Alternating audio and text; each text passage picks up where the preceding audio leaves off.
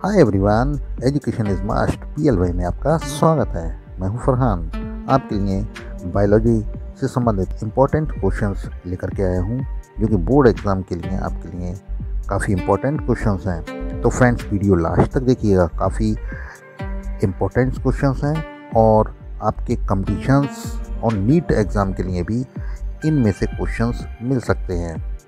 तो फ्रेंड्स, अगर आप हमारे चैनल पर नए हैं तो हमारे चैनल को सब्सक्राइब कीजिए, बेल आइकन की घंटी प्रेस कीजिए और हमारी वीडियो को लाइक कीजिए। तो फ्रेंड्स, आइए पहला प्रश्न देखते हैं बायोलॉजी में क्लास 12 के लिए बोर्ड एग्ज़ाम के इम्पोर्टेंट क्वेश्चंस हैं ये। समाज में जनन स्वास्थ्य के महत्व के बारे में अपने विचार प्रकट कीजिए। समाज में जनन स्वास्थ्य का अर्थ स्वस्थ जनन अंगों व उनकी सामान्य कार्य प्रणाली से, यानी आप स्वस्थ हैं तो आपके जनन अंग स्वस्थ हैं। अतः जनन स्वास्थ्य का मतलब ऐसे समाज से है जिसके व्यक्तियों के जननांग शारीरिक व क्रियात्मक रूप से पूर्ण रूपेण स्वस्थ हों। लोगों को यौन शिक्षा के द्वारा उचित जानकारी मिलती है, जिससे समाज में यौन संबंधों के प्रति फैली कुरीतियाँ और भ्रांतियाँ खत्म होती हैं। जनन स्वास्थ्य के अंतर्गत लोगों को विभिन्न प्रकार के यौन संचारित रोगों, परिवार नियोजन के उपायों, छोटे परिवार के लाभ, सुरक्षित यौन संबंध आदि के प्रति जागरूक किया जाता है। गर्भावस्था के दौरान माता की देखभाल, प्रसवोत्तर माता व शिशु की देखभाल, शिशु के लिए स्तनपान का महत्व जैसे महत्वपूर्ण जानकारियों के आधार पर स्वस्थ व जागरूक परिवार बनेंगे। विद्यालय व शिक्षण संस्थानों में प्रदान की जाने वाली स्वस्थ तथा यौन शिक्षा से आने वाली पीढ़ी सुलझी विचारधारा वाली होगी, जिससे हमारा समाज व देश सशक्त होगा। तो फ्रेंड्स, अगला क्वेश्चन लेते हैं। जनन स्वास्थ्य के उन पहलुओं को सुझाएं जिन पर आज के परिदृश्य में विशेष ध्यान देने की ज़रूरत है। जनन स्वास्थ्य के प्रमुख पहलू जिन पर आज के परिदृश्य में विशेष ध्यान देने की ज़रूरत है इस प्रकार हैं, जैसे सुरक्षित व संतोषजनक जननिक स्वास्थ्य, जनता को जनन संबंधी पहलुओं के प्रति जागरूक करना, क्योंकि आज हम भ्रमित होते जा रहे हैं, जिसके बारे में हमें नॉलेज नहीं होती है, हम वो कार्य कर रहे हैं और कोई भी इमिडिएटली हम मेडिसिन यूज़ कर लेते हैं, जो कि नहीं करनी चाहिए। तो अब आप स्वस्थ हैं तो आपके जनन अंग भी स्वस्थ हैं। इसी में तीसरा पॉइंट है विद्यालयों में यौन शिक्षा प्रदान करना। विद्यालय के अंदर भी यौन शिक्षा के बारे में जानकारी होना चाहिए, उनको सही राह दिखाना चाहिए। नंबर 4, लोगों को यौन संचालित रोगों, किशोरावस्था संबंधी बदलावों व समस्याओं के बारे में जानकारी देना चाहिए। जनसंख्या विस्फोट के दुष्परिणामों से अवगत कराना चाहिए। गर्भपात, गर्भ निरोधक, आवर्त चक्र, बांझपन संबंधी समस्याएं उत्पन्न होती हैं। मादा भ्रूण हत्या के लिए उल्व विभेदन का दुरुपयोग आदि, ये बहुत से ऐसे परिणाम हैं जो घातक हैं, जो हमारे समाज के लिए काफ़ी ख़तरनाक हैं और इसको आप अपने शब्दों में भी बयान कर सकते हैं, लिख सकते हैं। तो फ्रेंड्स, काफ़ी इम्पोर्टेंट क्वेश्चंस हैं। अगर आप डॉक्टर्स नीट्स लाइन यानी नीट परीक्षा के लिए आप तैयारी कर रहे हैं तो ये काफ़ी आपके लिए इम्पोर्टेंट क्वेश्चन होने वाले हैं। तो फ्रेंड्स, अगला प्रश्न देखते हैं। क्या आप मानते हैं कि पिछले 50 वर्षों के दौरान हमारे देश के जनन स्वास्थ्य में सुधार हुआ है? यदि हाँ, तो इस प्रकार के सुधार वाले कुछ क्षेत्रों का वर्णन कीजिए। इम्पोर्टेंट क्वेश्चंस है, स्वास्थ्य संबंधित है। पिछले 50 वर्षों के दौरान निश्चित ही हमारे देश के जनन स्वास्थ्य में सुधार हुआ है। इस प्रकार के सुधार वाले कुछ क्षेत्र निम्न है। नंबर 1, शिशु व मातृ मृत्यु दर घटी है। नंबर 2, यौन संचारित रोगों की शीघ्र पहचान व उनका समुचित उपचार। नंबर 3 पॉइंट है, बंद दंपतियों को विभिन्न तकनीकों द्वारा संतान लाभ। नंबर 4, बेहतर स्वास्थ्य सुविधाएं व जीवन स्तर। नंबर 5, विभिन्न प्रकार के गर्भ निरोधकों की खोज व उपलब्धता। नंबर 6, चिकित्सीय सहायता युक्त सुरक्षित प्रसव। नंबर 7, लघु परिवारों के लिए प्राथमिकता। नंबर 8, यौन संबंधी मुद्दों पर बढ़ती हुई जागरूकता। और नंबर 9, बढ़ती जनसंख्या के नियंत्रण हेतु प्रयासरत सरकार व आम जनता।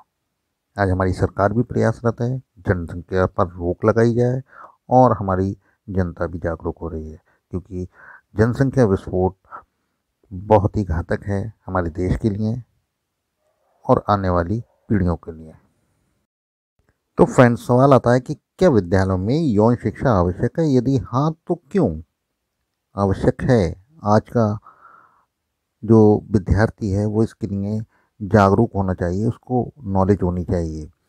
तो इसका उत्तर है विद्यालयों में यौन शिक्षा अति आवश्यक है, क्योंकि इससे छात्रों को किशोरावस्था संबंधी परिवर्तनों व समस्याओं के निदान की सही जानकारी मिलेगी। यानी जो विद्यालय के अंदर ही स्टूडेंट लाइफ में ही आपके बॉडी स्ट्रक्चर में बदलाव होते हैं और आप उसको समझ नहीं पाते, तो इसका ज्ञान ज़रूरी है।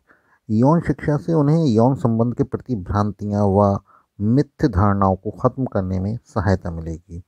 इसके साथ साथ उन्हें सुरक्षित यौन संबंध, गर्भ निरोधकों का प्रयोग, यौन संचारित रोगों, उनसे बचाव व निदान की जानकारी प्राप्त होगी। इसके परिणाम स्वरूप आने वाली पीढ़ी भावनात्मक व मानसिक रूप से समृद्ध होगी, यानी उनके अंदर कोई भ्रामक स्थिति नहीं होगी। तो फ्रेंड्स, ये क्वेश्चंस अगर आता है तो आप अपने विचार यानी अपने तरीके से भी इसको आंसर में लिख सकते हैं। तो फ्रेंड्स, अगला प्रश्न देखते हैं। जनन ग्रंथि को हटाना गर्भ निरोधकों का विकल्प नहीं माना जा सकता है, क्यों? तो इसका उत्तर है गर्भ निरोधक के अंतर्गत वे सभी युक्तियां आती हैं जिनके द्वारा अवांछनीय गर्भ को रोका जा सकता है। गर्भ निरोधक पूर्ण रूप से ऐच्छिक व उत्कीर्णनीय होते हैं। व्यक्ति अपनी इच्छा अनुसार इनका प्रयोग बंद करके गर्भधारण कर सकता है। इसके विपरीत जनन ग्रंथि को हटाने पर शुक्राणु व अंडाणुओं का निर्माण स्थायी रूप से खत्म हो जाता है, अर्थात ये उत्कीर्णनीय नहीं होते हैं। एक बार जनन ग्रंथि के हटाने पर पुनः गर्भधारण करना असंभव होता है। तो फ्रेंड्स, आइए नेक्स्ट क्वेश्चन देखते हैं। बंध दंपतियों को संतान पाने हेतु सहायता देने वाली कुछ विधियां बताइए। यानी जिनकी संतान नहीं हो पाती है, तो कुछ विधियां हैं। हमारी साइंस ने काफ़ी प्रोग्रेस किया है, नई टेक्नोलॉजी है, तो आप इसको समझें। इसका उत्तर किस तरीके से आप लिखेंगे, जैसे मैंने एक वीडियो में इसके बारे में बताया भी है, परखनली शिशु टेस्ट ट्यूब बेबी। इसके अंतर्गत शुक्राणु व अंडाणुओं को इन विट्रो निषेचन कराया जाता है और तत्पश्चात भ्रूण को सामान्य स्त्री के गर्भाशय में प्रत्यारोपित कर दिया जाता है, यानी डाल दिया जाता है, और स्त्री के गर्भ में गर्भकाल की अवधि पूर्ण होने पर समान रूप से शिशु का जन्म होता है। ये नॉर्मल क्वेश्चंस है और अमूमन पूछा जाता है ये। नेक्स्ट, दूसरी जो विधि है युग्मक अंता फैलोपियन स्थानांतरण, यानी इस विधि का प्रयोग उन महिलाओं पर किया जाता है जो लंबे समय से बंद है, यानी जिनके संतान नहीं हो रही है। इसके अंतर्गत लो लैप्रोस्कोप की सहायता से फैलोपियन नलिका में एम्पला में शुक्राणु व अंडाणुओं का निषेचन कराया जाता है।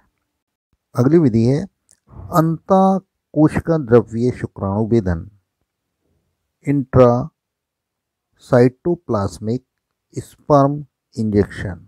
इसके अंतर्गत शुक्राणुओं को प्रयोगशाला में संबंधित माध्यम में रखकर प्रत्यक्ष ही अंडाणु में बेध दिया जाता है और तत्पश्चात भ्रूण या युग्मनज को स्त्री के गर्भाशय में स्थापित कर दिया जाता है। फिर पूर्ण काल के बाद में संतान उत्पन्न होती है। नेक्स्ट, कृत्रिम गर्भाधान। ये काफ़ी इम्पोर्टेंट विधि है जो कृत्रिम गर्भाधान की विधि है। इसका प्रयोग उन पुरुषों पर किया जाता है जिनमें शुक्राणुओं की कमी होती है और इस विधि में पुरुष के वीर्य को एकत्रित करके स्त्री की योनि में स्थापित कर दिया जाता है। और इसके अतिरिक्त निसंतान दंपति, अनाथ व आश्रयहीन बच्चों को कानूनी रूप से गोद ले सकते हैं। बहुत ही इंपॉर्टेंट क्वेश्चन हैं फ्रेंड्स। तो फ्रेंड्स, आप हमारे चैनल पर नए हैं तो हमारे चैनल को सब्सक्राइब कीजिए, बेल आइकन की घंटी प्रेस कीजिए और हमारी वीडियो को लाइक कीजिए। Thanks for watching my video.